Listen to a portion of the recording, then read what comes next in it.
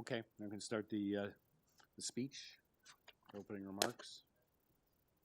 You started? Okay, good afternoon. During the declared emergency, Committee of Adjustment virtual public hearings are being conducted by electronic means through WebEx, an online digital platform, and streamed on the Toronto City Planning YouTube channel. These measures are necessary to comply with physical distancing requirements and in-person attendance limitations. This will be a virtual public hearing, and participants who have registered in advance will be able to make their presentations to the committee using WebEx, an online event that is being moderated by city staff. Anyone wishing to view the hearing may do so by watching on YouTube. Participants who have registered in advance will be connecting either by their computer, a phone or tablet app, or by telephone. All participants will automatically be muted on entry. When your item is called, each participant will be unmuted by the moderator, one person at a time. Only the committee members will be participating by video. Committee members participating today are Danny Bellissimo, Donald Taylor, Laura Alderson, and Neil Palmer, and I am Michael Clark, the panel chair. Land acknowledgements. We acknowledge that the land we are meeting on is the traditional territory of many nations, including the Mississaugas of the Credit, the Anishinaabe, the Chippewa, the Haudenosaunee, and the Wendat peoples, and is now home to many diverse First Nations, Inuit, and Métis peoples.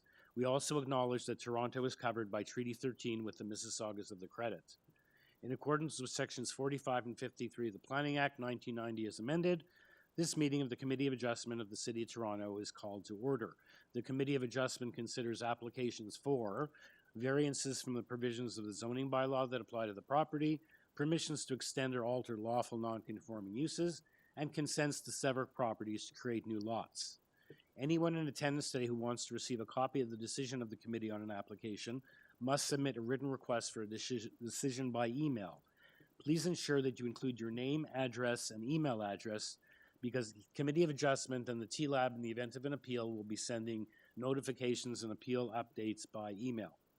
If you do not agree with the decision of the committee rendered here today, decisions may be appealed to the Toronto Local Appeal Body, TLAB, or in some limited circumstances to the Local Planning Appeal Tribunal, or LPAT. Appeal instructions are set out at the bottom of every decision. The hearing procedure will be as follows. We'll call each item in the order listed in the agenda. When an application is uncontested, the agent or application may proceed with a presentation if desired, and when the committee does not require a presentation, applicants are to advise the chair should they wish to speak to the committee. The committee may ask questions and or take the matter into the committee for a decision. Each speaker, including the applicant or agent, will be given a maximum of 5 minutes to address the committee, and I will comment when you're reaching the 5-minute mark. When addressing the committee, please start off by stating your name and address, and please remember to confine your remarks to the matters outlined in the application. So the applicant or agent proceeds first, makes a presentation to the committee of the application. Please note that the committee may not entertain revisions to proposals at the hearing today. The committee may decide to defer the application if being substantially revised, and also to ensure that the application is both accurate and that all those entitled to notice of the application have been informed of the changes. Then individuals either in support or opposed to the application will be invited to speak. Again, 5 minutes each. Committee members may ask questions of each speaker after they finish their submissions, and when all speakers are finished, the applicant or agent is given an opportunity to make a further presentation to rebut only those issues and answer those questions that are raised by the speakers, but not to introduce new evidence or new information at that time. That will then mark the end of the discussion on an application. The matter will then be taken into committee for a decision. Are there any declarations of panel or staff to declare on the matters before us on the 1 p.m. agenda? Okay, none to declare. Okay, in that case, we can start hearing the first application. Is item number 19, 2586 to 2588 St. Clair Avenue West. The purpose of the application is to maintain an existing dwelling unit within the cellar. That is the only variance, that no cellar or part thereof shall be occupied or used as a biddable room unless the following regulations are complied with. And in this case, won't read what those are, but the habitable rooms of this unit and cellar are not located in a secondary suite, so that doesn't meet the definition of that. And we have advisory comments from CP Rail. We have a rental housing form, and we have an email from the agent. That's all we have on this application. And we have only one person registered to speak, and that is the agent, Ida Evangelista. Good afternoon, Mr. Chair. Ida Evangelista, members. Ida Evangelista on behalf of the owners, the Sings. My address is 53 Bentworth Avenue, Toronto. Okay, so I just did that introduction to the application, so it just seems to be a technical variance, one variance, to maintain this existing dwelling unit in the cellar because of it doesn't meet the definition of a secondary street. Is there anything you'd like to add or inform the members? Yes, so this, we only have this variance under the old bylaw, and that's because it has a commercial component. So it's not recognized. Secondary suite, you know, the words can be a little jarring as cellar, but it is units in the basement, the basement apartments. They've been existing since before time, going back to, as far as I can see, back to 2007. And these things just purchased the property and they would just like to legalize it as they're renovating and just, you know, basically putting lipstick on the pig, and found out that they're not, you know, legalized apartments. Okay, thank you. And this has triggered to commercial components. Okay. Does anyone have any questions for Mrs. Evangelista, or is someone ready to weigh in with a motion? And there are no conditions. Danny Bellissimo is ready to make a motion if there are no further questions. Go ahead. I find that the variances are minor in nature and they've existed for a while, so I don't see any impact on the neighborhood or area, so I would like to move approval, and I believe there are no conditions. Okay, thank you. Is anyone seconder for that motion? Mr. Taylor, thank you. All in favor? You have unanimous approval. Thank you, Mrs. Evangelista. Okay, our next application is item number 2471 Silverstone Drive. It's an application for a new detached dwelling with an attached garage. There are only two variances, length and the height of the rear deck. We have on this application supporting material, 6 letters of support. And the only party registered to speak is the agent, Leo Mastroandrea. Welcome. Good morning. Good afternoon, sir. Good afternoon. Okay, Mr. Mastroandrea, I just introduced the application. We don't have any conditions. All we have is your supporting material, which your package showing some pictures and plans, and your 6 letters of support. Is there anything like to add before I see if committee members have any questions? Just quickly, we did have 6 letters of support, including the 2 adjacent properties. Yeah. We're asking for an additional 1.2 meters beyond what's allowable. There used to be a existing carport there. That's why I showed the pictures. And we're in line with the adjacent front yard setbacks with the adjacent properties. I just believe it is minor in nature. Also, too, we do not need variance number 2 no longer, because we do have a permit for that. So now we're just asking for variance number 1. Okay, good to know. I guess you comply. Committee members, any questions for the agent, or is someone ready for a motion? I guess we can only refer just a quick question, just to learn. Variance number 2 is about heights. You said you have a permit already, so how did that happen? So basically, when we went for permit, the only issue we had was the deck and the length.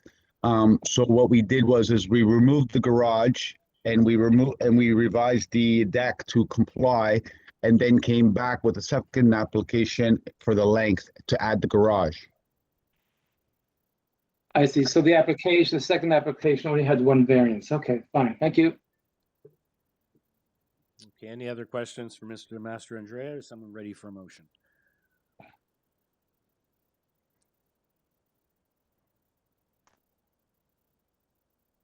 Danny Bellissimo would like to move approval of the variance number 1, which has to deal with length. And there are no conditions, I believe, from anyone. No, there are no conditions. Thank you. Thank you. Seconded for Mr. Bellissimo's motion. Ms. Alderson, thank you. All in favor? You have unanimous approval. Thank you, Mr. Mastrandrea. Okay, the next application is item number 2162 Blue Springs Road. It's an application to construct a one-story rear and east side addition. There are 3 variances on this application. Planning has a condition of approval. You just want it to be tied to the site plan, constructed as illustrated, and with respect to the side yard setback.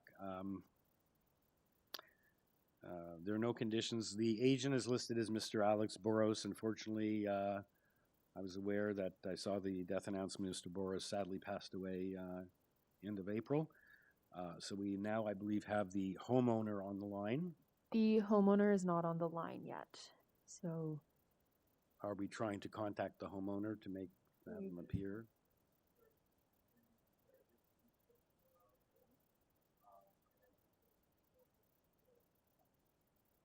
We stand it down? Okay, let's stand this matter down. Okay. Okay, let's then move over to item number 2282 Grovedale.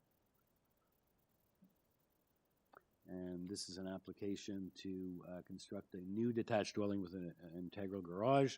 There are only 2 variances to the bylaw, and we have nothing whatsoever, no comments from area neighbors or city departments, other than urban forestry requests conditions 1, 2, and 3.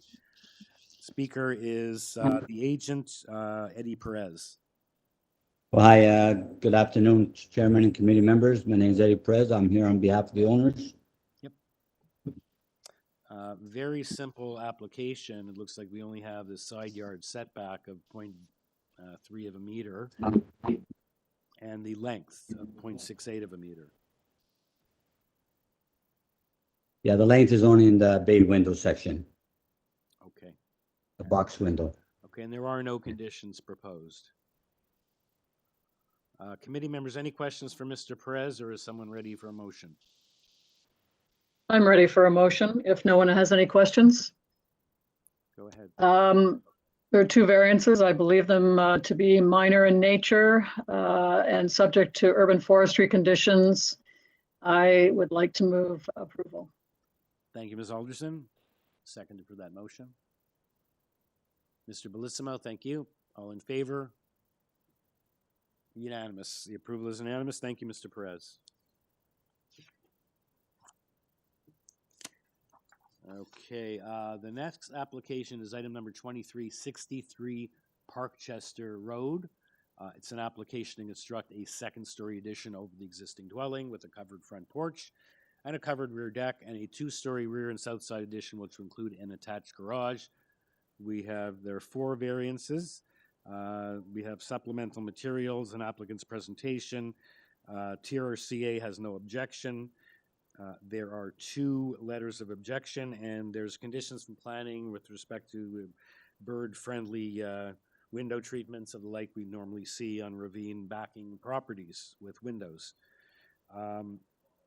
We have opposition letters from 61 and 65, both adjacent neighbors, and the issue here is, I guess there's the major variance here appears to be a proposed balcony of 6.83 square meters, whereas 4 meters is permitted, 4 square meters. So we have registered to speak on this application the agent Marco Vieira, as well as the neighbors at 61 and 65 who've written in. So let's. Good afternoon. Good afternoon, Mr. Vieira. So I'm the agent and the designer for this application. Yep. I'm at 257 Dunraven Drive, and I can go ahead with a presentation just to outline the proposed variances based on the scope of work. Yes, please go ahead. So through you, Mr. Chair, our proposal before you is to construct a 2nd-story addition over the existing 1-story dwelling. So can we get staff to put your presentation up on the board while you're speaking, please? The supporting material applicant's presentation, first page is a rendering of the property.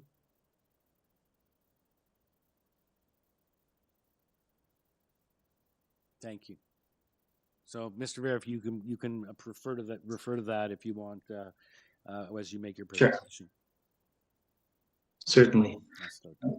So just to back up a little bit, so the proposed addition to the existing 1.5-story dwelling, 2-story portion is being added towards the rear and towards the east side, where we're allowing one car attached garage to replace the existing 1-story carport that is there. The existing front yard setback to the current dwelling is being maintained. There's no changes to front yard setback or a variance. The existing north side yard setback of 1.2 meters is existing. The proposed addition of approximately 3.3 meters in the back is in line with the existing side yard on the north side. The existing side yard setback on the south to the carport is currently at 0.27 meters. Our proposal was the garage face of wall to be at 0.6 meters from the property line, with no further encroachments to the existing side yard setbacks along that side. The second floor on the space above the garage has been pushed back. Rendering number 1 and 2 of the presentation show that step back in which the second floor portion does respect the 1.8 meter side yard setback, puts that at about 3 meters away from the adjacent house to the east or southeast in this case. And the north side, as I mentioned before, is being maintained. As part of the redesign in the additional second floor space, to add the bedrooms to the second floor, we are proposing a balcony to be along the north side of the proposed addition. It is 6.83 square meters, where allowed it's 4 meters. The balcony faces the Black Creek ravine towards the back. I believe, render number 4, correct? Yeah. That showed a small balcony up on it. It's off of the bedroom. It's basically a private balcony with just views to the rear of the ravine. It's not designed or intended for large gathering. It's very close to what is permitted by the bylaw. If committee sees merit in approving that variance, we do not have an objection to a condition being imposed for privacy screen, just to ensure that both privacy to the neighbor on the north and my clients is maintained. The idea is not to overlook, it's to take advantage of the ravine in the back. Part of my materials also submitted some pictures of existing houses that have gone similar renovations, some are new builds, and also some list of properties that have gotten approvals for very similar side yard setbacks. We are also proposing. As you mentioned, TRCA is in support of our application. We did discuss the application with planning, and we have no objections to agreeing to their conditions for the treatment on the windows. Mm-hmm. With regards to the proposal itself and how it relates to the neighborhood, I believe it really fits with the area that is predominantly 1 and 1.5 story dwellings that is being modified into 2-story homes. It respects the existing character of the neighborhood. Our coverage is way under what is permitted, as is length and depth of the dwelling. So we tried to keep the addition in line with the existing, meet the client's needs, not put forth a proposal that overbuilding. And I believe that we've done that. I believe it's a positive addition to the neighborhood. I believe that the streetscape is being maintained. We need to approve the application as presented before you. Thank you, Mr. Vieira. Anyone have any questions for Mr. Vieira before we move on to hear from the neighbors? And obviously he will have a chance to respond. Okay. Okay, so the first speaker is Joseph Puntillo. Sorry, wrong page. Oh, no. Yes, 61 Parkchester. Joseph Puntillo? Yes, Okay, we have your letter, sir, as well. yes. Hold on a second. I think just to let you know, the construction and drainage concerns is not something within our purview. We don't deal with those issues of foundation problems and rights of way, but that deals, you do have redress to that to deal with your neighbors. Call 311 if there's issues, and most people work on some kind of an arrangement and are in contact. So we want to just hear about your planning concerns.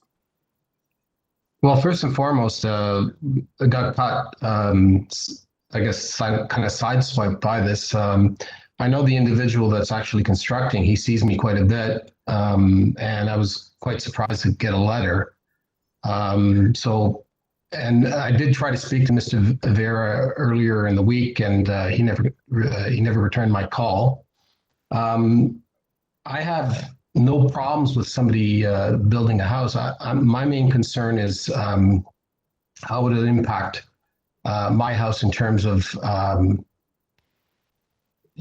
and you said it doesn't apply. I'd have to call 311, but in terms of building that close to me, and also extending the house back, which was something that I wanted to speak to him about, but he never called me back because I wasn't quite sure if they were going to actually excavate a new basement 2 feet away from the property line.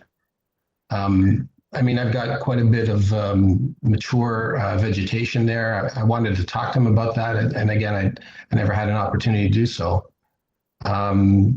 So I have a lot of concerns regarding how this is going to impact my house and how we are going to live. Because quite honestly, I don't know how he's going to be able to construct that close to the property line. And that was another thing I wanted to, in terms of clarification from Mr. Vera, but again, I never got the opportunity to talk to him about it. And so now here we are. So I just think that there was very poor communication from it, and I tend to disagree. I don't think it is actually in keeping with the neighborhood. These are victory homes built after World War II, and a lot of the neighbors are actually trying to keep and maintain the historical significance of these homes.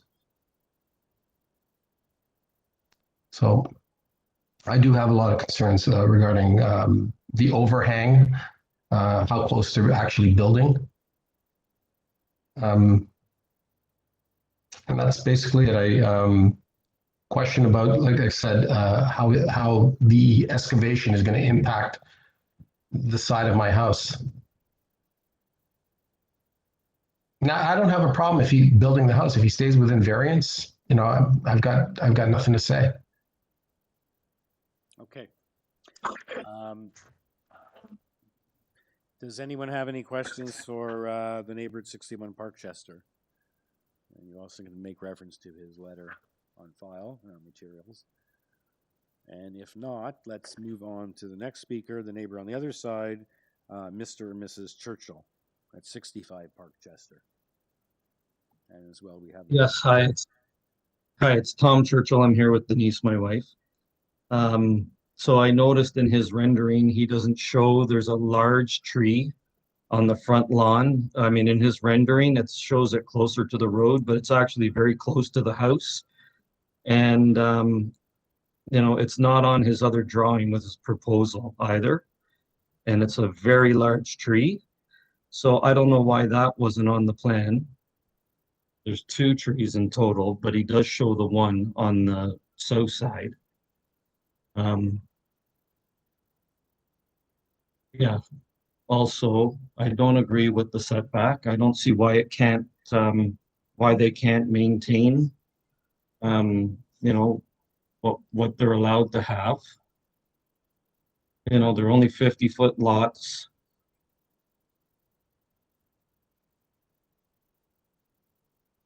So yeah, he's going to have to excavate extremely close to the property line, which is going to potentially do damage to my driveway.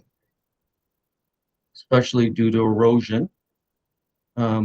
Regardless, I would like to see shoring used. You know, and if there is any damage, it certainly limits my use of my driveway or my access to my garage.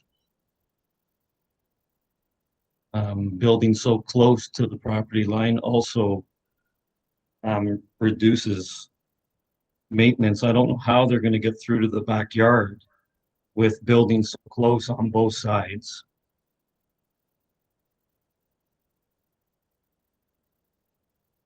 The balcony on the second floor is a huge concern with us. Not only does it view the ravine, but it also views directly into my backyard, into our private sitting space where we have a patio.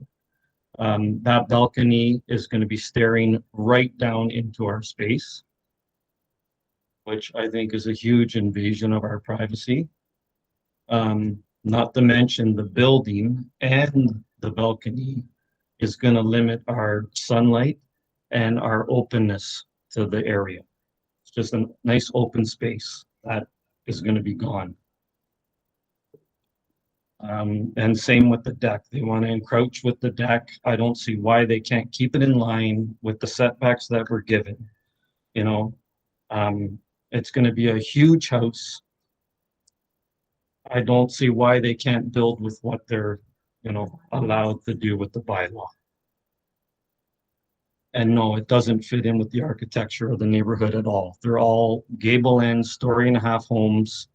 This thing is not going to fit in with the architecture of the neighborhood at all.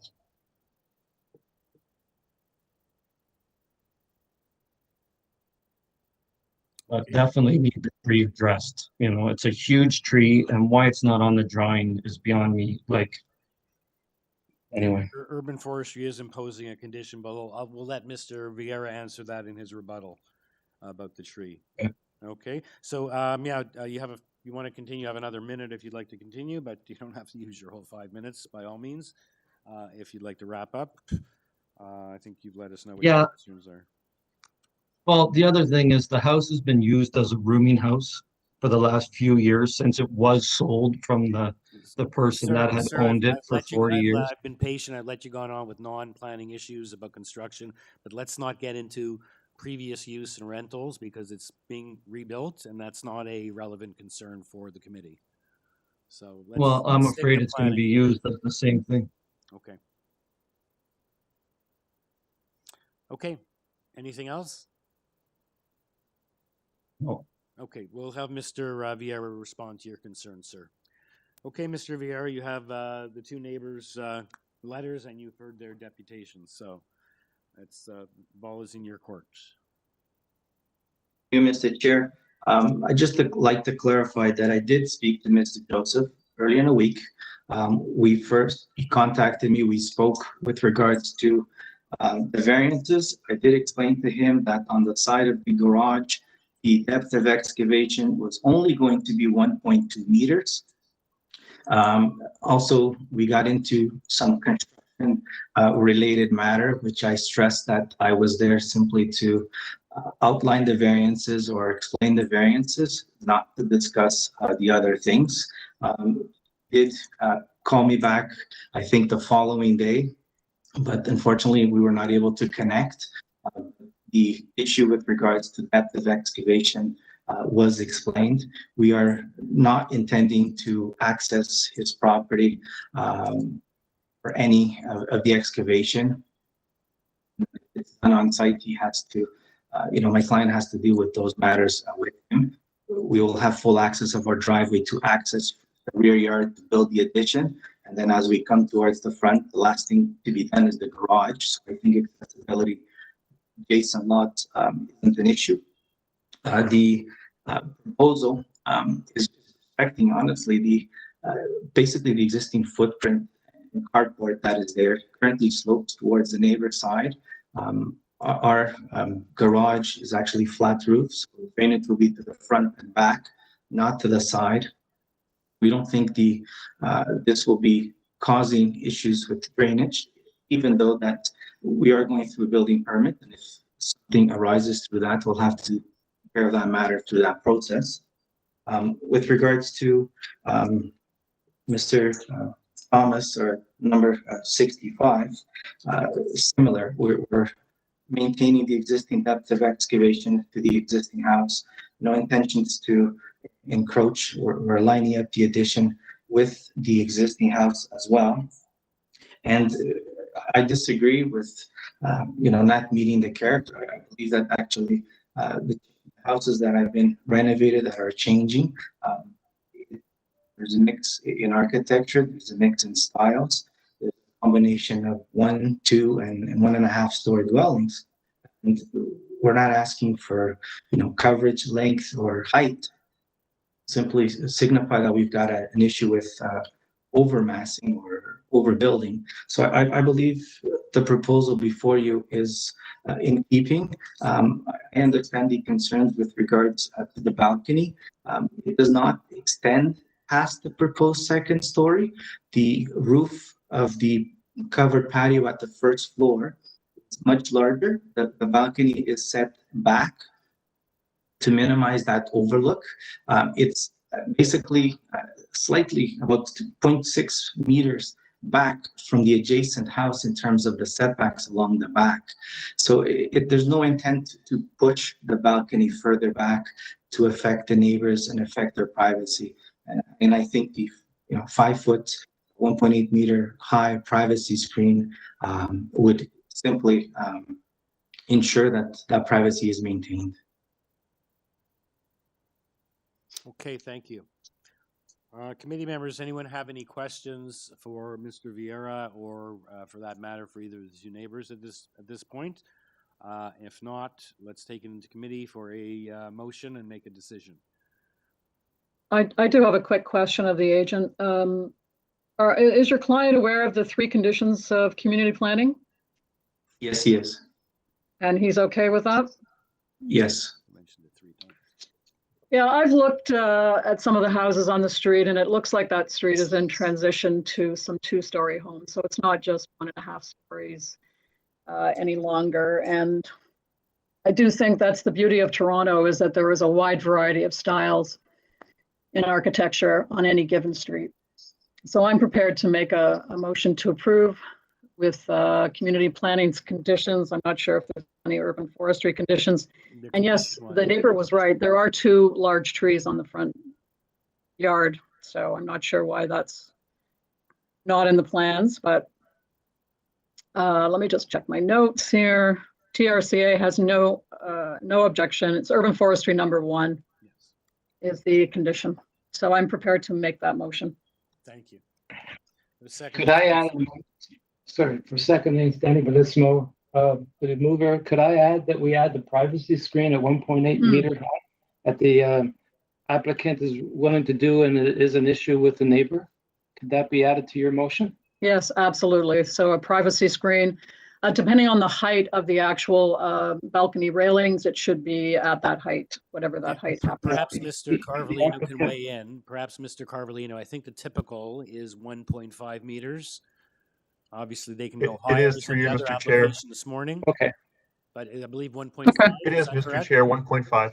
1.5. Correct, So, Mr. Chair. so yes, I'm happy to add that to my motion. And that's, just to clarify, that's on the west side of the balcony, not the entire balcony. Right, the west side only, because the south side would be open to the Black Creek. That's area. correct. Okay, Okay. no problem. Done. Thank you, members. So moved by Ms. Alderson, seconded by Mr. Bellissimo. All in favor? Unanimous approval. Thank you, Mr. Vieira, and thank you, neighbors. Okay, our next application is item number 2420 DUVAL Drive. This is an application to construct a new detached dwelling with an attached garage. There are 4 variances. We have a supplemental materials, basic comparables approved with an area map. Planning has requested a condition of approval to be constructed as illustrated on the site plan regarding the length. We have 1 letter of opposition from 22, concerned with the north side yard setback and concerned that there doesn't appear to be a tree plan. And Urban Forestry is requesting variances 1 and 2. Speaker is Glenn Rubinoff, as well as the neighbor at 22 who wrote in the letter is present to make as present as well. So, Mr. Rubinoff, welcome. Thank you very much. Good afternoon. So this is an application for a new home at 20 Duval Drive. There's 4 variances before you, 2 under the new bylaw and 2 under the old bylaw. Just to quickly go under the old bylaw, the variances are for height taken from the crown of the road, which is a bit of a drop off, which is why we have some variances related to it. You want to hang on, Mr. Rubin? Can we get Mr. Rubinoff's presentation up on the screen while he's speaking, please? Thank you. Yeah, maybe the front elevation might be helpful. But with regards to the two, so the 2 variances under the old bylaw, they're both related to the grade differential between the property where the house is built and the road. But under the new bylaw, we don't have any variances related to height. So I wanted to clarify that. Yep. So we have 2 variances under the new bylaw. One is for a side yard setback of 1.5 or 1.8 is required. And there are a variety of in the neighborhood, there's a number of properties that have variances related to some relief to the bylaw for the side yard setback of 1.5 or less. The other variance is for building length, and this is in relation to the comments that planning made, is that a portion of the house is at 17.45 meters and the other portion is at 18.9 meters. So that's why they've asked us to tie it to site plan, because it's not the variance is for 18.9, but it's only for part of the building itself. So those are the variances. I think it's a pretty straightforward application. The planning, we did speak with planning, and the only concern they had was just to tie it with the site plan. And yeah, I'll leave it there. Thanks. Okay, thank you, Mr. Rubinoff. Any questions for Mr. Rubinoff before we go on to hear from the neighbor? You'll have an opportunity at the end in any event. So let's hear from Maria Alemo, 22 Duval. And we have the speaker's letter dated before us in our package.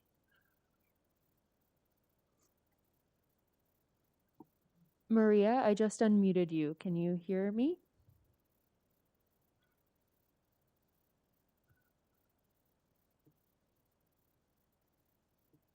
Maria?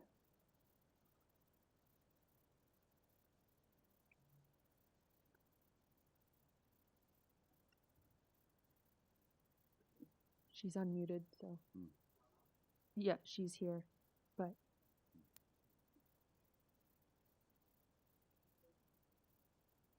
Maria?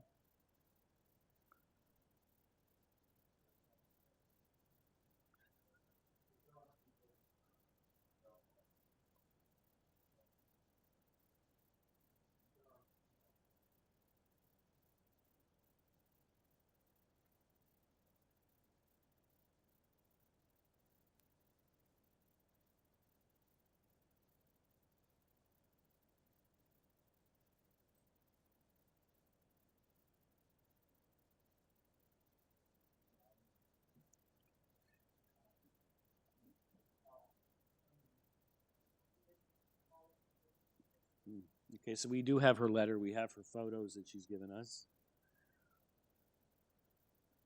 Yeah.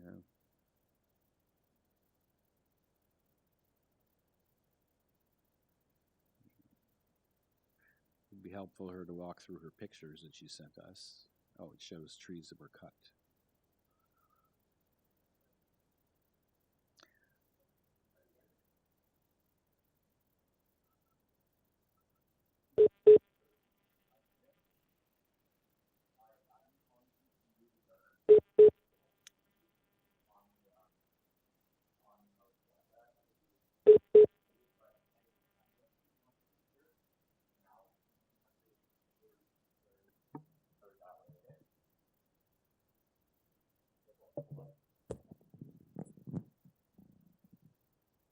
Hello, Maria.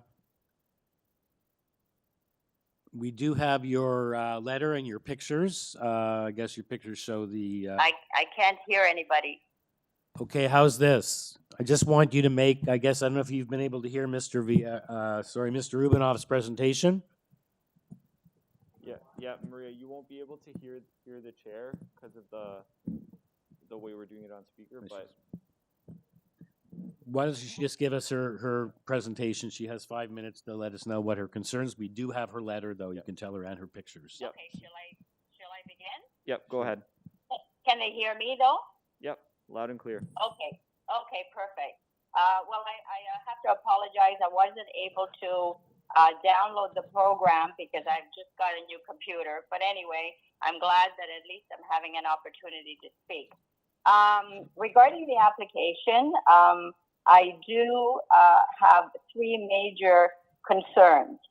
My first concern is obviously I am not opposing to variance 4, 3, and 2, which is the first floor height, the height of the building, and the length of the building. Now, having said that, because of the height and the length of the building, I am opposing to the variance on the north side setback. I would like it to stay as the requirement, which is 1.8. My reasons for that are as follows. The north side of the proposed dwelling is actually the south side of my house, which is the high traffic area. This is where I have a paved pathway that leads to the side door. I have access to my side door there. I also have access to my back deck, my back door, and the side door. So therefore, the further the building is, the better. In addition, on the north side of the building will be facing my kitchen window, which I also have my sink there, and my window will be open on a regular basis. And so the further the building, the better again. The other very important item is that the plan does not indicate where the utilities are going to be placed. Now, according to the plan, the side door will be on the south side of the dwelling. Therefore, I'm assuming that the utilities are going to be placed on the north side, which I will be facing, especially the AC. It's going to be noisy. I don't want it close to my property. Also, apparently, according to regulation, Chapter 100, the utility and transportation bylaws, it does indicate there that if there's an air conditioner, there should be the required minimum setback. So I would appreciate if you take that into consideration, because it is going to interfere with the noise level, which I will be hearing on a regular basis. So those are the concerns regarding the north variant. The second concern is the grading that I'd like to speak on. The plans do not include a grading plan. As you, I'm sure you've had an opportunity to take a look at some of the pictures that I submitted. The grading is way higher than where my property is, so therefore, I don't want any drainage issues later on. They are a headache, they are very expensive, and I want to alleviate any issues by addressing this right now.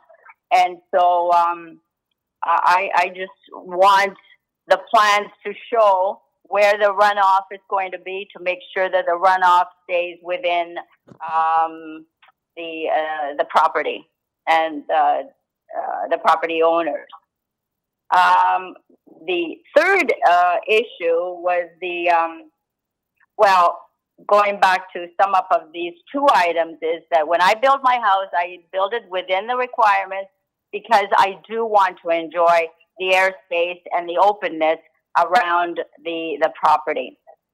Having said that, I've been used to a series or a beautiful array of trees that were there. And one day I was out babysitting, and the next thing I find out when I got home that evening that these beautiful, huge trees had all been cut. That was shocking how there was no tree protection plan submitted with the application. And that was very, very upsetting the way this situation with the trees was dealt with. So other than those issues, that's about it. Okay, thank you very much. Does anyone have any questions for the neighbor? And if not, let's go back to Mr. Rubinoff. So perhaps she can watch, Mrs. Alamo can watch on YouTube to see the balance of the application, if she can't hear us. Yeah. Okay, Mr. Rubinoff, you've heard from the neighbor. Yes, thank you very much. So there was a I couple know things. you're 1 foot away, 1.5 versus 1.8 on either side, and she's advised that she wants as much openness as she's entitled to. So Yeah, I mean, it is 11 feet between the buildings. There's a fair amount of open space. I know one of the concerns she mentioned was grading and drainage. We submit a grading and drainage plan for building permit. We don't do it generally for committee at this point. But we, of course, there's no, we can't have any impact on her property. We're aware of that, and the drainage plan will direct the water either front or back, but not towards her. So if I can assure her of that there will be no impacts on her in that way. With regards to the air conditioner, the furnace room's on the south side, and that's likely where the air conditioner is going to be, on the south side, away from her. So I know that she's requesting clarification of that, but again, we're not going onto her property in any way, and there's I don't see how that would be much. I think just by addressing it by saying that the furnace room is on the opposite side away from her, and that's where the air conditioner will likely be. So with regards to setbacks, we have a neighbor on the other side who is 4 feet from the property line. I mean, there's a variety of setbacks on different, in the neighborhood, and we're not that tight, we're not that close together. There's no reason for us really to have any interactions per se, and especially with regards to the redevelopment of the site, whatever existing conditions may exist with regards to the grading or topography, that will be addressed as a result of the new build to make it better, hopefully, for everybody. So, thank you. okay, thank you, Mr. Rubinoff. Committee members, anyone have any questions for Mr. Rubinoff or for the neighbor? Ms. Alderson, so you have your hand up. Mr. Rubinoff, you didn't address the neighbor's concern about the trees that were cut down, and I'm just wondering what you have to say about that. Okay. In her letter, she said that forestry came out to the property as well and had a look. I've looked at the topographical survey, and many of the trees are undersized. In fact, I don't see anything. It's an arborist that goes and looks. The city arborist did not point out anything related to that. They did point out condition 1 and condition 2, which is a condition of approval. But I can only speak to the fact that if the client went back there to clean it up, he didn't remove stuff that he wasn't permitted to. So yeah, sorry, Mr. Rubinoff, I may have some spatial issues, but the picture she showed us looks like some pretty big circumferences on those tree stumps, unless you're saying it was before they bought the property or they're not fresh, or like those are some pretty, at least from what I see in the pictures, they look like they're pretty large trees. Maybe I'm wrong. I have It's the perspective. I just go by the topographical survey which I have, which shows 0.2, 0.1. There are some that are some of the branches, it's taken from 4.5 feet height. The bases sometimes are bigger in that way, but we have not heard from forestry to say that there's been any violations in that way. And I haven't been there to verify that, but I can tell you just from the topographical that there's no large at the height where you measure it. I don't believe there's anything that was removed without permission. But certainly it's a condition of forestry typically to go through and meet their conditions. Yeah, it is hard to tell from the photos because if you had a reference point like a tuning on the stump, but it's hard to tell the size. Right. Yeah, we don't know when or if. Yeah, I understand. Yeah, Ms. Alderson, you were going to say something?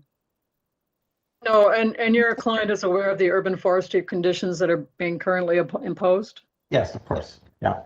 Okay. Okay, any other questions, or is someone ready to weigh in with a motion?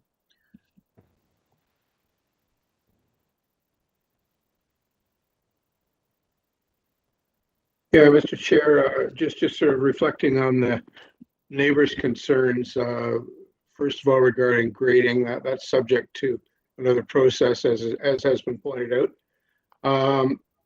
There was a concern about the minimum side yard, and it's less than 1 foot less than required. So I don't see that as exacerbating impact whatsoever. I would move approval subject to urban forestry conditions 1 and 2 and the condition requested by community planning. Thank you, Mr. Taylor. We have a seconder for Mr. Taylor's motion. Andy Bellissimo seconds the motion. Thank you, Mr. Bellissimo. All in favor? Unanimous approval. Thank you, Mr. Rubinoff, and thank you, Ms. Alamo. Okay. Sorry to interrupt, Mr. Chair. Yes. I now have the owner of item 21 on the line. If you're okay with me sound checking him, and we can. Sure. Let's do that one next then. Okay. Go back to item number 21. I will unmute him now. Okay. Manuel Pacheco, can you hear me? Yes. Perfect. Yes. Okay. Yes. Thank you. Okay, so we move over to item number 21. It's an application to construct a 1-story rear and east side addition. And there are 3 variances. Planning is requesting just a condition of approval that it be constructed as illustrated on the site plan regarding the building length and the east side yard setback. We have nothing else, no comments for neighbors, no comments from other city departments. I don't think there's no urban forestry. And we have on the line the owner of the property. Just identify yourself. Mr. Pacheco? Yes. Pacheco? Yeah, yes, I'm here. Okay. I don't think we have to hear any submissions. As I mentioned, I had noticed that your agent's name was on the speaker's list, and unfortunately I was aware that your agent had unfortunately passed away April the 23rd. So I'm happy we were able to get you. Sorry? That's the first time I heard that. I didn't even know he passed away. Yeah. So in any event, we have 3 variances. Committee members, I don't know if you have any questions for the owner. We have that planning condition, which I trust is acceptable. Mr. Pacheco, community planning just wants to know that based on the approval granted to you, it be tied to the site plan to make sure that that is what you build, what you get approved for. It's just a technical common condition. So if committee members have no further questions, there's someone ready to bring a motion. Andy Bellissimo, like to make a motion, approval conditional on planning recommendation. Okay, thank you. Seconder for that motion. Ms. Alderson, thank you. All in favor? Unanimous approval. Thank you, Mr. Pacheco. Thank you very much. Have a nice day. Okay, you too. Okay, we go back to item number 25, I think was the next application. We just finished DUVAL. Number 25 is 28 7th Street. It's an application to construct a new front porch and a detached garage in the rear yard. We have 4 variances, and we have nothing whatsoever on file, no comments from neighbors or city departments, including urban forestry. The speaker for this application is Miguel Magana, the agent. Good morning, Mr. Chair and committee members. Second, My name is Miguel. Okay. So I just noticed, and they put it up on the screen, we do have a revised notice. Was that, staff, was that in our package? Or is just something recent? Something recent. It wasn't in the Okay, additional can you make that a materials. little larger, please? Yep. Okay. Okay, so I guess committee members and Mr. Magana, we weren't, we're just seeing this for the first time, a revised sheet of variances with highlighted changes. So it looks like you have made changes to, even though there wasn't any issues we were aware of, it looks like you've brought down several of your variances. Is there a second page? Scroll. No, okay. So we have 4 variances, and 3 of them have now been reduced, right? They're all reduced, none are going up, right? Yeah, because then we'd have a problem. Okay. Correct. Okay. So, Mr. Magana, the application up on the screen is the current up-to-date proposal of what you are proposing and what's referred to in your revised plans and revised zoning review? Yes, sir. We made these changes in response to community planning. At the last minute, they requested that we reduce the size of the footprint in order to increase the soft landscape in the rear, as well as reduce the overall lot coverage. Again, members, I didn't notice any planning report unless it was made orally to you. I don't have any report requesting that you were saying anything, so I assume, I just assume we don't have it. Yeah, it was done at the beginning of about 2-3 weeks ago via email. They called at the last minute asking if we could do that. We complied, and staff was very accommodating to let us make that revision without having to defer. Okay, and they haven't even advised us about it at all. This is the first we're seeing it. Any event, committee members, any questions for the agent based on the application, which is now less than what we thought coming into this hearing this afternoon? Neil Palmer. Just for clarification, there's 2 different areas for in variance 1. The area for the ancillary structure, or maybe, is 57.14, and in variance 2, it's 57.17. So just for clarification, which area are we talking about for the floor area of the ancillary structure? The revised zoning notice that we received has it at 57.17. Okay, so variance 1 needs to be revised again, I guess. On the zoning notice, that's. I think what Mr. Palmer is saying, it's off by 0.03 decimal points. In number 1, it's 57.14 meters squared, and variance number 2, the same measurement is 57.17. So which one is correct? Might as well. I don't see how those shouldn't be different, correct? Correct. It should be 57.17. I'm sorry? The coverage in item number 1 and the floor area in item number 2, Mr. Palmer, I think, is correctly pointing out that they should be identical and are off by a small amount, by 0.03. So should we go by? Correct. So which one is correct? 57.17. Okay, so we revise item 9 to 57.17. And the correct percentage is 14.47, correct? Correct. Okay, thank you, Mr. Palmer, for noticing that. And Chair, just for clarification, this was included in the package that we got circulated last week. This highlighted page? Yeah, it was included in revised zoning review, which we received with the revised plans, Oh, okay.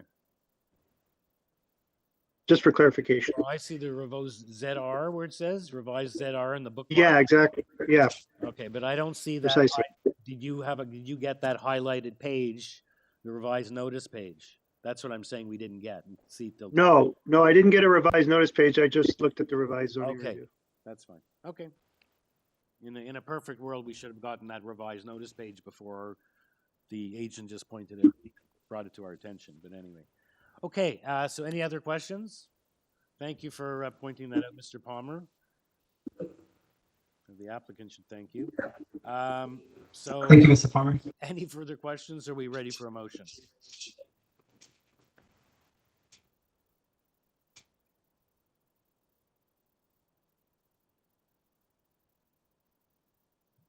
Mr. Chair, I feel that the variances requested are minor in nature and meet the other tests under the Planning Act as well. Could I ask staff just to put the revised notice up again because I want to reference the change?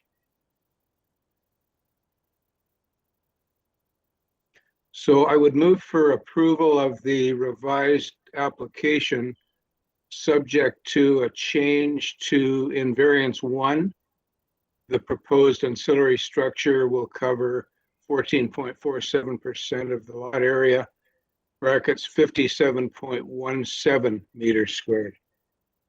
And there'll be no other conditions. Okay, thank you, Mr. Taylor, for that motion. We have a seconder for Mr. Taylor's motion.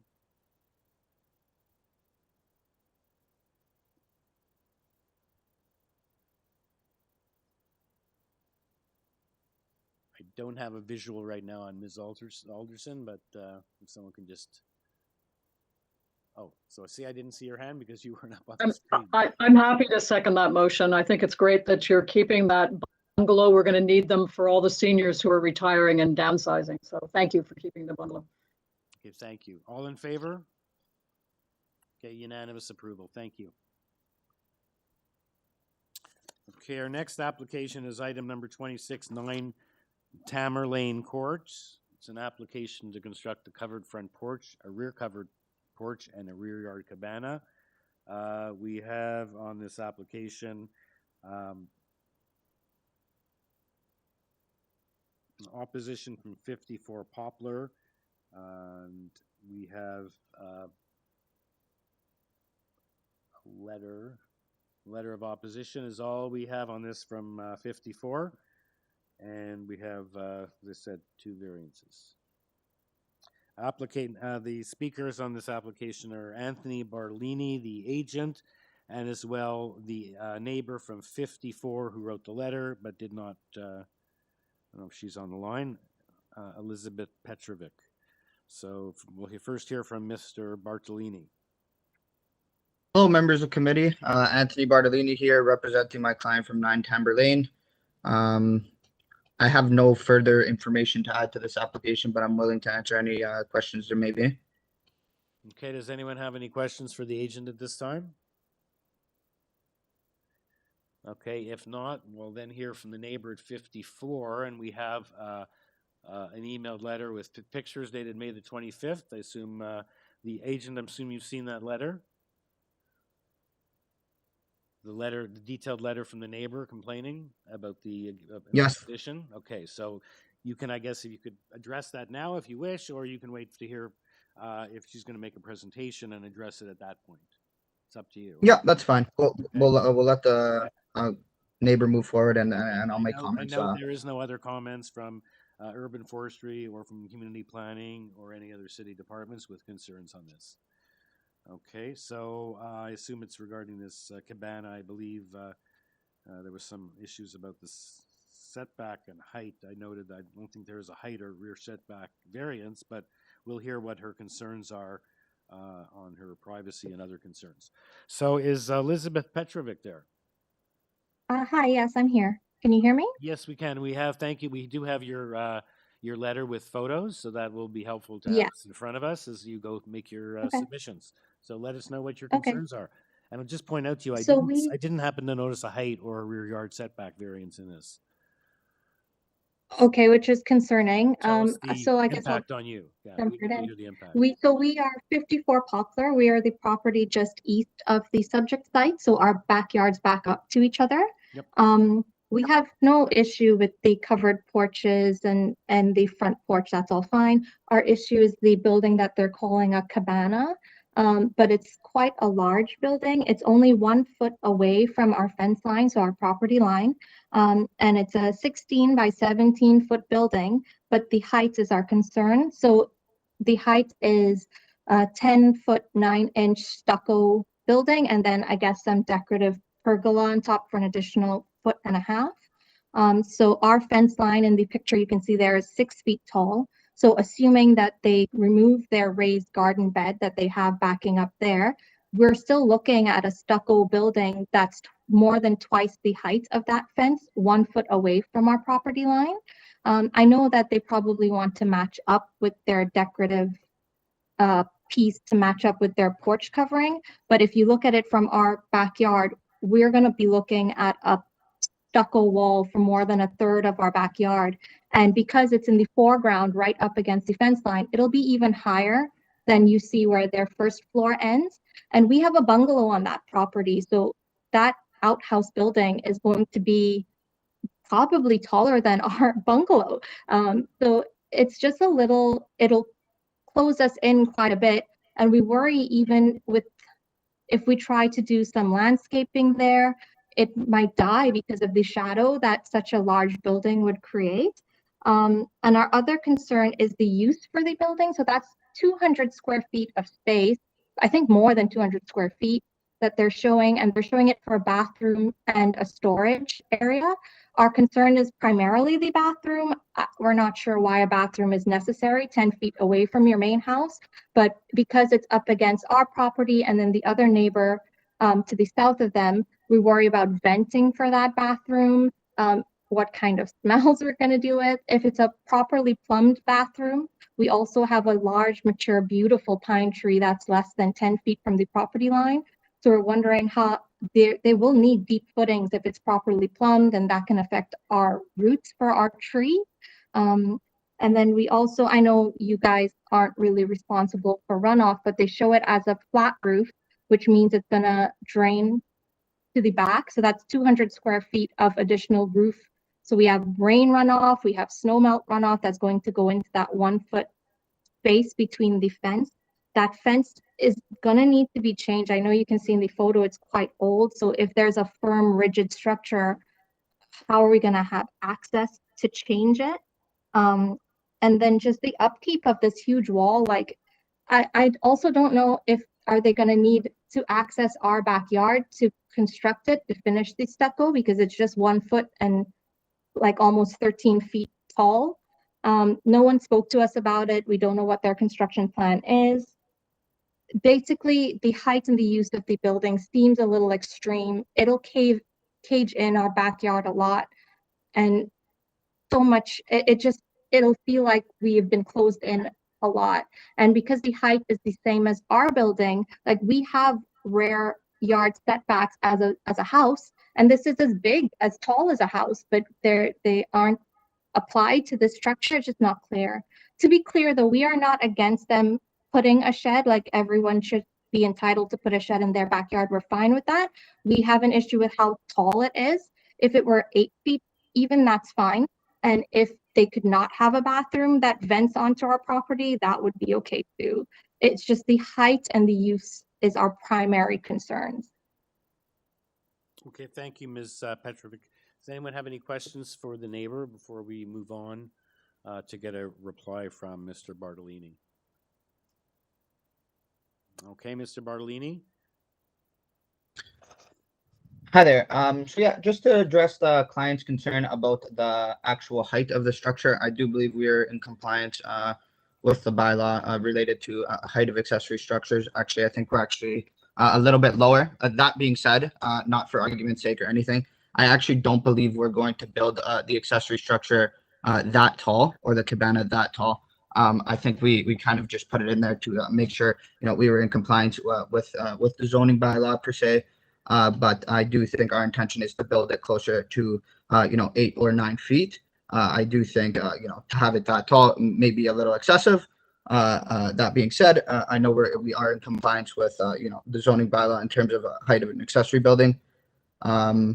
As per the washrooms, I'm not sure exactly what my client's intent is for the use of that. I know they're planning on, doing some outdoor entertainment. Obviously not for me to impede on or question, but they might also put a hot tub back there at some point or another. So, they just wanted to plan ahead and obviously consider, if we are applying for a building permit to run necessary plumbing to the structure when we have applied for the permit there. As for the construction methods of the cabana, we will definitely only be using our property in terms of doing stucco or any exterior finishes we do plan to do, and don't intend on using anyone else's space to build a cabana there. I'm not sure if I answered all the questions that the neighbor did have. So I know she pointed out the maximum height. I think I went through that. Yeah, so if there is any further questions, I will definitely answer those with no issues. Okay, thank you. No problem. Thank you. Committee members, any follow-up questions for either Mr. Bartolini or Ms. Petrovic, or is someone ready to weigh in with the motion? I have a question for Mr. Bartolini, and I think he sort of touched on it. He said that I was going to ask if there was a swimming pool, because it would make sense then if you had a swimming pool in the backyard to have a bathroom back there. But you did touch on the fact that they were considering putting in a hot tub, and that kind of makes sense then. Okay, that's really all I wanted to say. There is a consideration then for a hot tub, correct? Quite possibly, yeah. I mean, because otherwise there really isn't a lot of, I don't think there are a lot of people that have fully plumbed bathrooms in their backyard just to host a barbecue. That's all I'm saying. No, I definitely agree with that. I think it is in their favor to, assuming they're going through the building permit process, at least, consider there may be a washroom there. Just because I know that's a requirement in terms of applying for a permit. I do know that they had an idea to put a hot tub, but with everything that's going on right now and how difficult it is to get that, I think they kind of just stepped away from the idea at this point. Those plans are on hold. Okay, thank you very much. Danny Badisco has a question. The maximum permitted coverage, that's the item number 1. That number, that's a result of the cabana by itself, not the porch. Is that correct?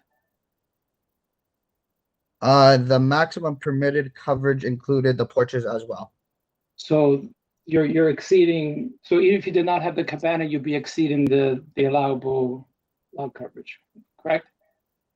Exactly, yep. Okay, yep. I just wasn't sure of the breakdown between the two of them. Thank you for clarifying that. Yeah, no worries. Thank you. Is someone ready to weigh in with a motion? Danny Badisco would like to weigh in for motion. Despite the concern by the neighbor of height is not an issue here. The only 2 variances are lot coverage and landscape requirements. Soft landscaping, I look at the site as a very small site, so I can understand the difficulty of conforming to soft landscaping, and that's for this house and other neighboring houses. So I'll move approval of the 2 variances, and I believe there are no conditions on this one. That's correct. Okay, so I move for approval of the 2 variances. Thank you. Seconder for Mr. Bellissimo's motion. Mr. Taylor, thank you. All in favor? Unanimous approval. Okay, thank you. Thank you, Mr. Bartolini. Thank you, Ms. Petrovic. Our next application is item number 27, 280 Aldercrest Road. It's an application to construct a new 2nd-story addition over the existing dwelling, a new covered front porch and a covered rear deck. There are 3 variances to the bylaw, and we have just the plans and surveys submitted with the application, and we have 25 letters of support and no communication from any city departments, no letters of opposition. The agent is Alam Makur. Good afternoon. Good afternoon. So you did someone did their homework and collected 25 support letters. Yes, they did. Okay, and there's no opposition letters and no communication from staff. Is there anything you'd like, we don't need a presentation, but is there anything you'd like to advise committee members of before we see if they have any questions for you? No, I just want to thank you all for your hard work. My name is Alam for the record, and I'm representing the homeowners of 280 ALDERCREST. Today, we kindly ask him to consider 3 minor variances. 1, to allow for more gross floor area from 40% to 52%. 2, front yard setback encroachment from 7.77 meters to 7.66 meters, just over 4 inches. Yep. 3, to allow for height variance to midpoint of the roof from 7.5 meters to 7.95 meters, less than half a meter. Prior to commencing the design process, I drove around the neighborhood to get a feel of what's already existing and what the neighborhood is heading, what direction the neighborhood is heading. What I concluded is that the neighborhood is in transition, and the precedent had already been set. For example, houses number 228, 176, and 148 ALDERCREST are at similar height to the proposed design. One street over at Beta Street, specifically number 274, A and B, these homes have full 3 stories. Also, house number 9 SILVERSTONE have a similar attic and on a smaller lot. In addition, we went around and talked to the neighbors and got 25 support letters that you have. The purpose for these variants are: 1, the additional gross floor area we're asking for is mainly in the attic, which will be used to house the new furnace and for storage. And the setback we're requesting is just simply add stone veneer to the wear-out brick. The height variance request is to allow for an appropriate headroom when the client are accessing their storage or when any mechanical work is being done in the furnace. To summarize, I believe our application meets the 4 tests set by the Planning Act. 1, it's minor in nature. 2, it is desirable. 3, meet the general intent zoning. And 3, the general intent is being maintained. Thanks all for your hard work during this difficult time, and I thank you in advance for any decision you make. Thank you, Alam. Thank you very much. So let's see, does anyone have any, thank you for the presentation. Let's see if anyone has any questions or someone's ready to weigh in with a motion and there are no conditions. I have a question of the agent, Mr. Chair.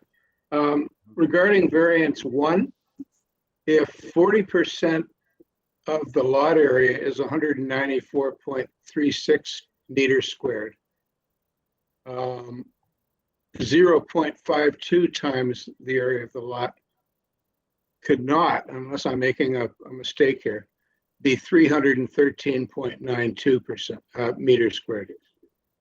Because your variance is in essence 30% more than the 0.40. And in my mind, the altered dwelling, therefore, would be 250-ish meters squared.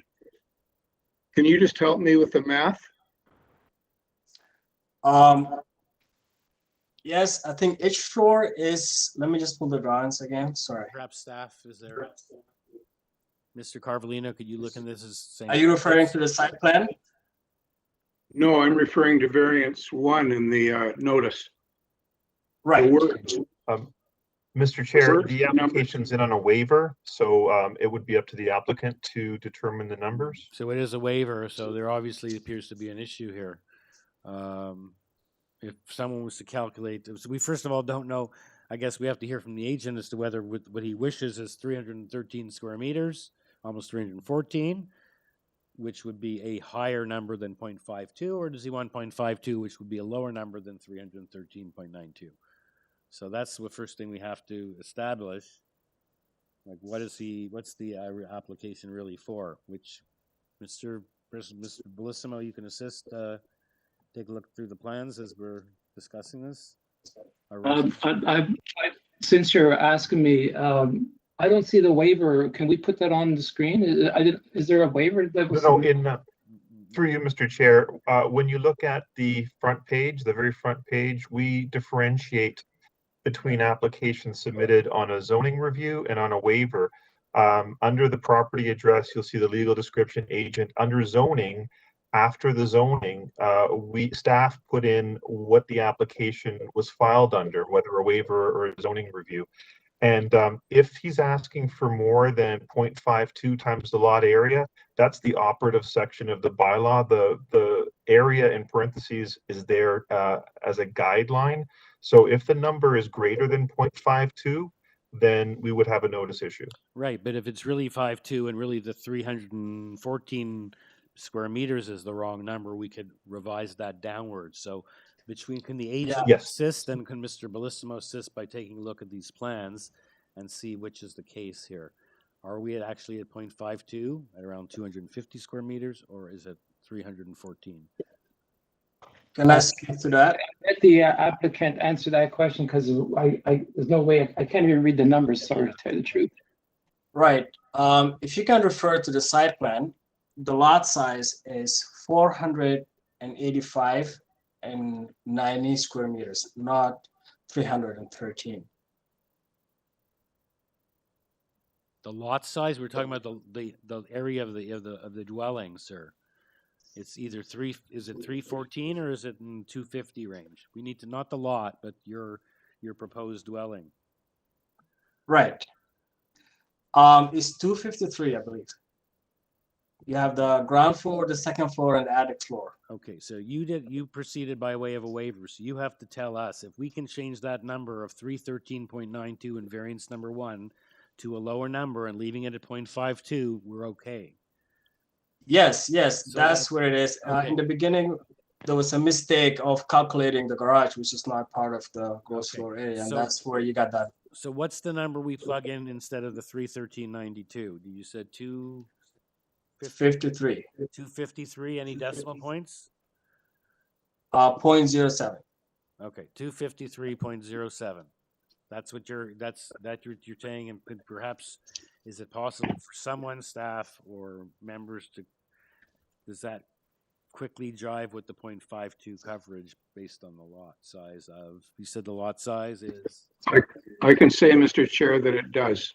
Okay, thank you, Mr. Taylor, and thank you for being the one to notice that. Thank you. Okay, so in that case, are you ready to make a motion based on that? Yeah, I'll make a motion. I find the variances meet the 4 tests under the Planning Act, and I move for approval subject to a correction in the application, variance number 1, the second sentence. The altered dwelling will have a gross floor area of 0.52 times the area of the lot, bracket 253.07 meters squared. Okay, thank you. Just an aside for staff, Mr. Carvalino. So I take it when they operate on a waiver, you just take the numbers as provided. There's no checking of eyeball, like the error that Mr. Taylor just found. That's not something that staff would normally find before it even gets to us. Mr. Chair, unfortunately, no. They take the waiver information and plug it into the notice. I see. Okay.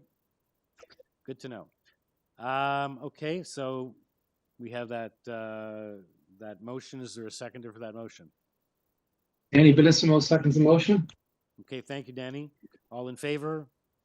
Okay, we have unanimous approval of the revised approval on that variance number 1. Thank you. Thank you, Mr. Mecker. Okay, item number 28 is the next application, 98 Dunedin Drive. And this is an application for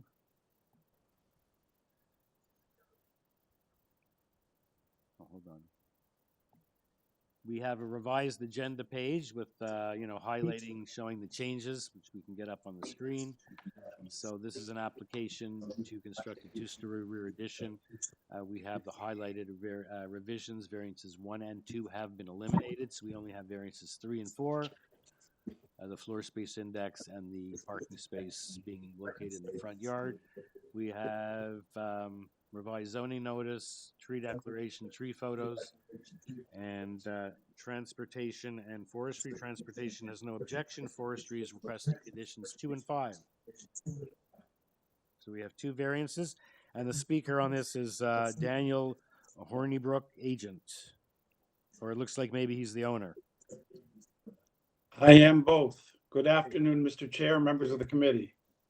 Good afternoon. So, sir, you've eliminated 2 of your 4 variances. I didn't eliminate them. They were wrong from the get-go, and it took me 10 weeks in order to have them reversed. Wow. They should never have been required. Okay.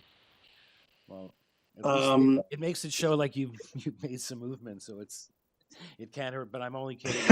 It's too bad that they weren't there originally. So, but I'm pleased to say there's really nothing here in the way of objections from neighbors or conditions or comments from city departments. Transportation is advised they have no problem with your parking variance.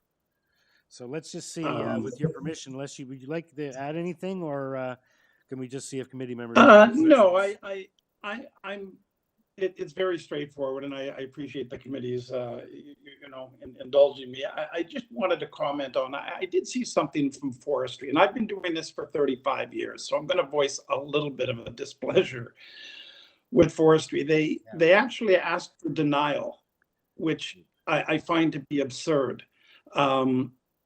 I think I would be the only house in the Kingsway that doesn't have a driveway if that were the case.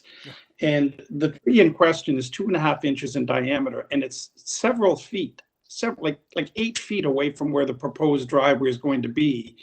So I was a little perplexed why they would come out and say denial, and it's tough to take them seriously when they make a statement like that. So it's a little frustrating. Yeah, for someone that's been doing this 35 years. Yeah, I noticed that when I saw the pictures you attached, that these are brand new planted trees, still held up by a support, and they. So I was going to make a mockery. I could pull it out and move it myself, for crying out loud. It was I don't know anyway, that little frustration, because I spent 10 weeks having the other one changed, and as I say, after doing this for 35 years, typically the response from the city, the committee, and all the people is outstanding. And this is probably the simplest application that I've done in many years, and yet it was very frustrating. But thank you for hearing me. Okay, thank you, sir. Any questions for the own homeowner, or is someone ready for a motion? I have a question, Mr. Chair. With respect to variance 3, if 0.5 times the area of the lot is 173.87 meters squared, 0.54 times the area of the lot is not 186.9. It's actually just over 180. Can you help us with the math and confirm or deny my findings? I would have to go through and do the math. This was done by the city. This wasn't a waiver, so I'll be honest with you. I've been listening to the comments and what's been going on, and you're a numbers guy. I get it. So I'm going to say defer to you, and say you're probably right. What I've asked for is simply what I submitted with the plans, and we could go through the math and do it, but perhaps basically, or if this is approved, you could approve it on the basis of the plans that are submitted, and I assume that that's the number of. Let me see. Yeah, let's hear from Mr. Carvalino. Let's hear from Mr. Carvalino. So the issue is whether 0.54 times the lot is equal to 186.9. Is that what we're talking about? Mr. Chair, in the absence of having the lot area to do the 0.54 calculation, if the committee is concerned and the agent's concerned, we can delete the reference to the actual area. The operative part of the variance would be the 0.54 times. So we can just delete the 186.9 square meters and leave it at 0.54. Okay, good advice. Mr. Taylor, is that acceptable? I believe it is. Oh, I'm sorry. I didn't mean to interrupt. Yeah, and we'll hear from you. No, I'm content with that, Mr. Chair. Okay, let's hear what about the My agent? Yeah. My only concern would be, if I'm following this correctly, what if the 0.54, I'm sorry, Mr. Taylor, you're the numbers guy. You said the 0.54 is actually larger than what I'm asking for. I just don't want it to be.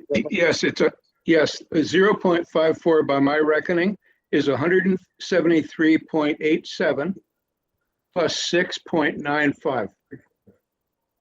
I see. Okay, so it sounds like I just want to build whatever my plans are, and it sounds like you've protected me with respect to that. Am I correct? Sounds like it. Well, could be, unless your plans are for 186.9. That's sort of my concern. I'm wondering, is it unusual, or could we do something that says that I am tied to the plans, because I'm totally comfortable with that. Yeah, but if you're tied to the plans, the problem is, and it comes out it's actually over 0.54, you still got a problem. I see. Mr. Chair? Yes, Mr. Garber. Mr. Chair, could we stand this item down so that the applicant can determine what his lot area is? The plans actually illustrate 186.17 square meters when you look at the calculations on the site plan, but I can't see what the lot area is. But if we stand it down so that the agent can confirm what it is that should actually be there, the zoning notice does say what the planning notice says, but it would be beneficial to have both. So if we can give the applicant some time to confirm, and when he's ready, we'll bring it back. Is that acceptable, Mr. Hornibrook? Yeah, absolutely. We all want the same thing. Yeah. So the issue is we have to just hopefully you're at 0.54 and it's 173. If you're at 186.9, it turns out it's 57%. Then we have a problem, a notice problem. Correct, Mr. Carvalino? So let's just see. Yes. Yeah.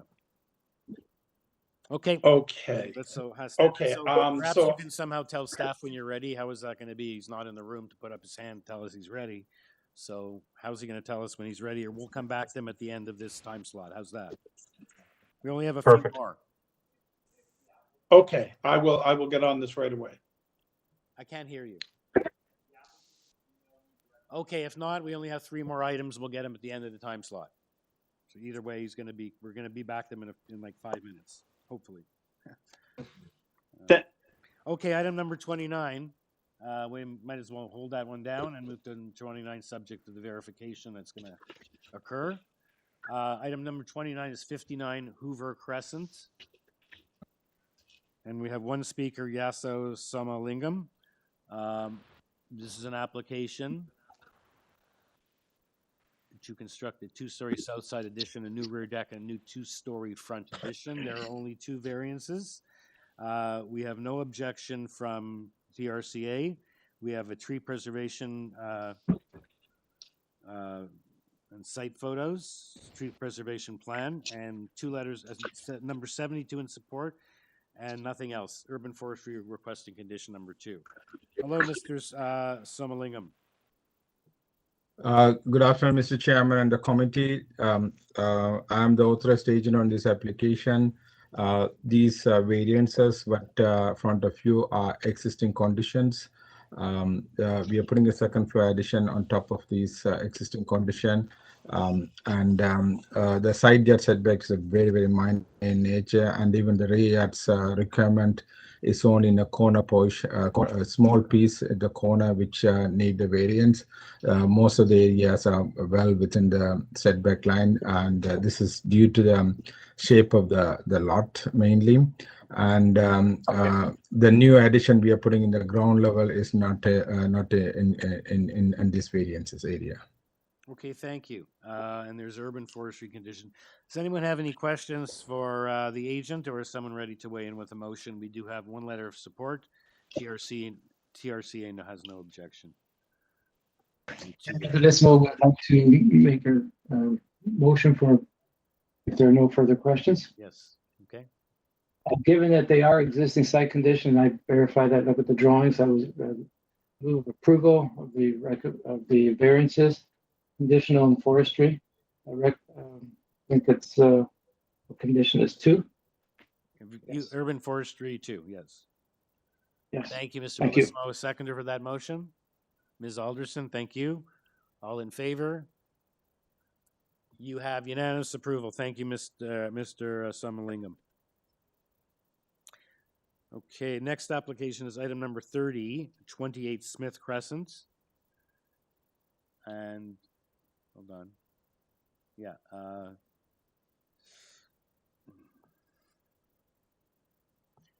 Again, this is an application to construct a new detached dwelling with a detached garage in the rear yard. There are 7 variances. We have a cover letter, 7 letters of support, and nothing else. And Toivo Vahi is the agent. That was a fantastic pronunciation. Thank you, Mr. Chair. Okay, 1 for 1 today.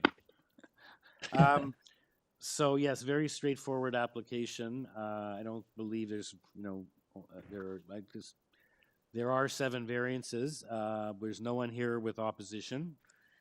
There's no communication from city departments. Would you like to just briefly outline, or just see if committee members have any questions? Committee members, I believe it is a straightforward application, Mr. Chair and committee. The majority, not majority, but like items 5, 6, 7, which pertain to the ancillary building, the detached garage, stem from basically there's an old existing township of Etobicoke sewers right of way between the 2 houses on the lot, which was supposed to service potentially, as I understand from my surveyor who did the examination, that a road way back in the 75 years ago potentially was supposed to pass through from Rosewood Avenue on the backside of the lot and attach to Smith Crescent. Obviously that has not occurred and it will not occur, but the condition or the easement is still in place, and so we really had to work around that in order to maintain the proper setbacks. So that's just an explanation why the garage is situated where it is, whereas we have plenty of room otherwise on the lot to situate it away from the house. Okay, and I see that in your covering letter here. You go through all of that, and you have 7 letters of support. So let's see if committee members have any questions on you based on the variances before us, or if someone's ready for a motion. And we have urban forestry condition 1. Mr. Chair, I have my standard question. With respect to variance 1, there's an inconsistency between the permitted FSI and the proposed. 0.51 times the lot area would actually be about 206 meters squared, not 223. Well, good thing you're on the ball today, Mr. Taylor. That's almost 3 in a row with. I got my calculator on my lap here. Well, one of them was a waiver, and these last 2 are not waivers. So, Mr. Carvalino, can you please weigh in on this? And also the applicant, we have to see if we're really looking for 0.51, or we're looking for 223.27, which you're saying it would be a different number. Yeah. What would that be, Mr. Taylor? If it's. I'll tell you exactly. It's about 11 meters larger than permitted. Mm-hmm. Okay. I can be a bit more precise. Just a moment here. That's up to let the agent. I guess should be doing that or advising us in any case. So yeah, how do you address this? This is the 3rd one in a row. I guess this wasn't a waiver. Yeah, I guess this goes through the zoning review, and they come up with the numbers, and sometimes I've experienced this in the past as well, that the numbers don't jive. I guess what they're doing is taking a calculation by measuring off the site plan provided, and I don't know if they get the exact number or not, but I've always gone with whatever they provide me. Okay. Rather than have Mr. Taylor, who doesn't work for the applicant, and you do, why don't you tell us what the correct number should be, and we'll figure out if we can proceed or not. As Mr. Carvalino said on the last application, it's the FSI number that's relevant. If that's correct, the meter squared number can be different, but if it's over 0.51, then we have an issue. If I can just get if you have a calculator ready there, Mr. Taylor. Yeah, I've already done it. Oh, okay. So the 223.27 is the square meter of total coverage of the house. So that's what you need. Okay. So therefore the FSI is more than 0.51 then.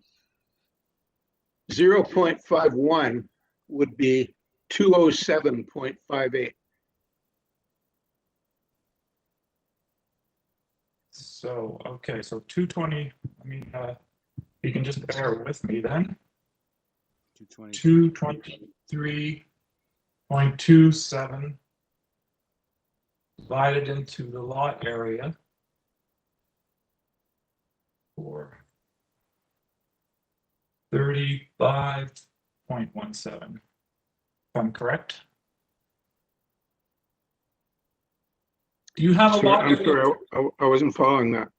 Sorry, I'm dividing the proposed total floor area of 223.27 into the lot area, which is 435.17.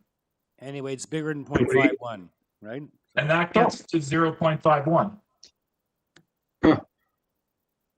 Am I mistaken? Mr. Carvalino. Mr. Taylor, there are some nuances in what floor space index is as a definition. Sometimes they include things, sometimes they exclude things, so it's not a straight GFA calculation. My suggestion would be this going forward: if there's a concern with the meters in the area that have been identified by staff, then we can exclude that and proceed with the actual floor space index, which would include whatever the definition allows for. Doing zoning reviews on the fly during a hearing, it's problematic. So if the committee has an issue with the area that's identified by staff through the zoning review, then I would suggest maintaining the 0.51 in this case and deleting the 223.27. And then let the chips fall. It's 0.51. However they calculated, we have to assume that community planning was correct. And in fact, at 0.51, that the 223.27 shown on the plans, irrespective if the math doesn't exactly work, may actually work. Would comply with a 0.51. Okay, so just leave it at the 0.51. Yeah, that would be staff suggestion if there's concerns on the part of the committee. Correct. And the app. If I may, through you, Mr. Chair, I did the calculation, so it does come out to 0.051. Okay, let's go with that then. There we go. Okay. Okay, someone ready to make a motion then?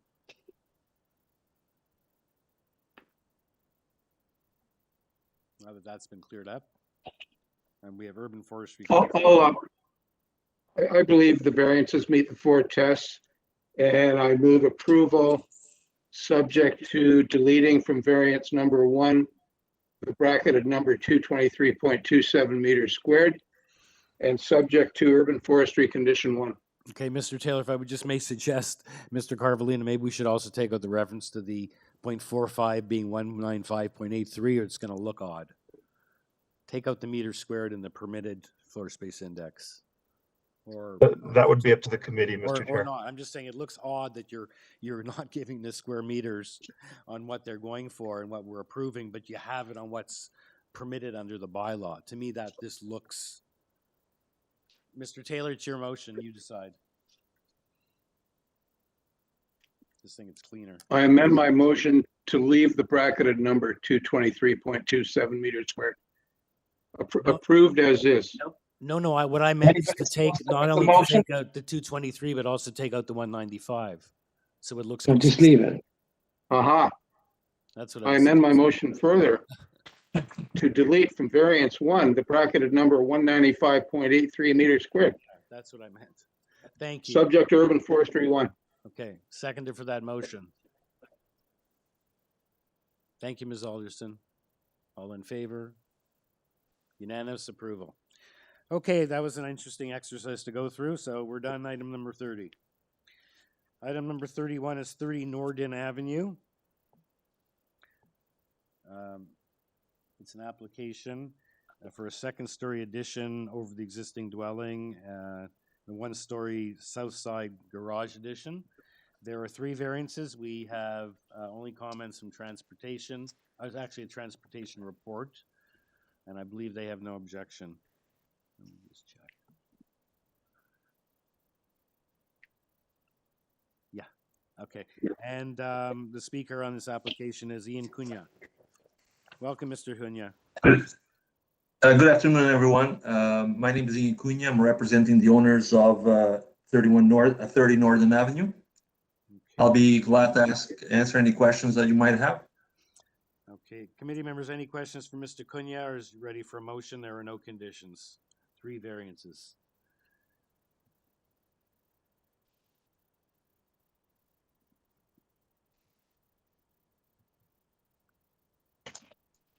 Danny Bellissimo, I'd like to make a motion. Find the variances are minor in nature. Move for approval. And I believe there are no conditions from anyone, so motions to approve the 3 variances. Thank you. Seconded for Mr. Bellissimo's motion. Mr. Palmer, thank you. All in favor? Okay, the matter is approved unanimously. And we'll move on to item number 32, which is 20 RAVENSCREST Drive.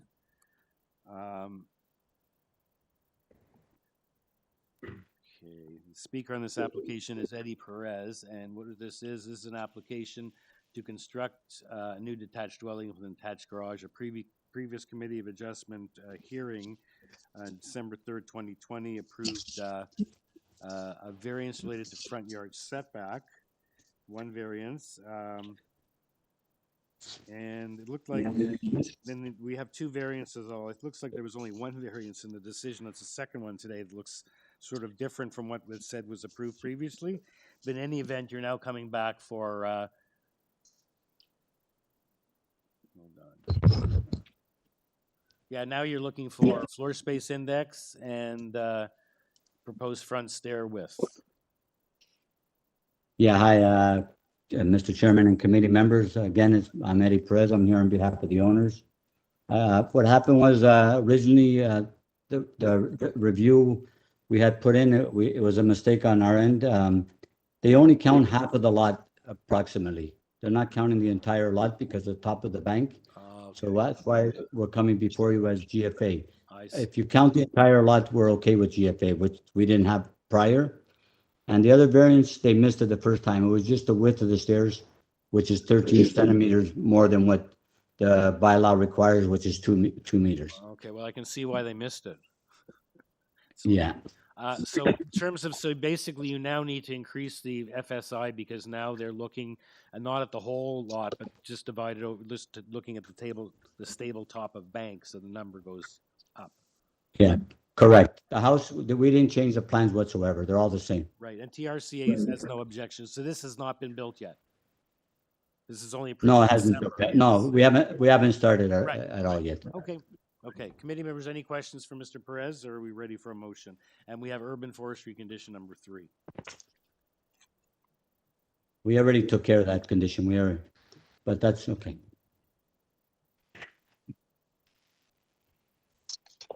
Eddie Bellissimo, I remember this application previously, and the massing has not changed. It's all technical information to us, including the forestry conditions. So I will move approval. And I'll add in the forestry condition just to be safe. Okay, thank you. Thank you, Mr. Bellissimo. All in favor, seconded by Ms. Alderson. All in favor? Unanimous approval. Thank you, Mr. Perez. We'll see you again. Okay, and we stand adjourned until I guess we. Sorry, Mr. Chair, we have to go back. back. The one we're holding, right, for the agent to figure out. I told him it wouldn't be that long. Yeah, item 28. Item 28. 98 Dunedin. Yep. I'm back. Okay. The timing was perfect. My math, it took a, it's not what it used to be, but I think I've got it. Okay, I believe that what has been proposed is correct, and I think I know why the number looked wrong. If you take the lot area is 347.8 square meters. And if I take that number and if I multiply it by 0.54, Mr. Taylor is correct in that it is a greater number than, but the long and the short of it is what I was really asking for. They rounded it up. I was really asking for 0.535 and they rounded up to 0.54. And if you take the 0.535 times, the lot area times 0.535, the numbers work. It comes out to 186.9 square meters, which I think is what I'm asking for. It is. Okay. Okay, so I'm happy with the way it's written, and you know the 0.54 is fine. Okay. Just let's go over quickly to Mr. Carvalino. Mr. Carvalino, you're okay with that then? Just want, since you're not in the room, I just can give you a little wave. You're okay with that then? Hey, Mr. Chair. Absolutely. Yes. Okay. Okay. So. Okay. Okay. So committee, I can't remember. We need a motion then for these two remaining variances as stated in the revised notice. And we have urban forestry. Someone moves for approval of variance number 3 and 4, since number 1 and 2 have now been deleted, and conditional on forestry. Thank you. Seconded by Ms. Alderson. All in favor? Unanimous approval. Thank you. Okay, thank you for that, sir. Okay, and now we have the 3 o'clock agenda. Staff, what time do you have to do sound checks or contact? And flu, yeah. So what time do you suggest? 15. Okay, so we'll meet at 10 after 3, 15-minute break. See you all then. You can go get a snack.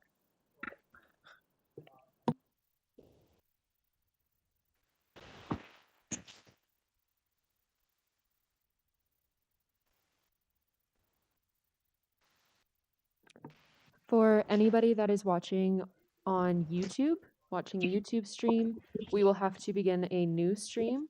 So if you go back to YouTube in about 15 minutes, you will be able to find that new stream started.